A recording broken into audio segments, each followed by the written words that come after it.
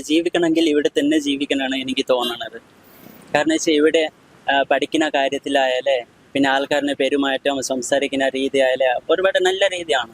പക്ഷെ അങ്ങനെ അവിടെയല്ല. അവിടെ ആണെങ്കിൽ എപ്പോഴും പ്രശ്നം ഉണ്ടാകും, ജാതി മതവുമായിട്ട് പ്രശ്നം. പിന്നെ ഉയർന്ന ലെവലിലുണ്ടെങ്കിൽ അവരെ താഴത്ത് നിൽക്കുന്ന അവരടുത്ത് വലുതായിട്ട് കമ്പനിയൊന്നും ഇല്ല അങ്ങനെ.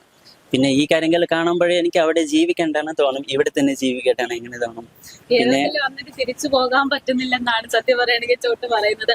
വീട്ടുകാരടുത്തൊക്കെ പറഞ്ഞിട്ടുണ്ടായിരുന്നു ഇവിടുന്ന് ഇങ്ങനെ പഠിക്കാനൊരു അവസരം കിട്ടി എന്നുള്ള കാര്യം. വീട്ടിൽ ഞാൻ പറഞ്ഞേ എനിക്ക് ഇവിടെ പഠിക്കാൻ പറ്റുമെങ്കിൽ ഞാൻ പഠിക്കാണ് ഞാൻ പറഞ്ഞേ.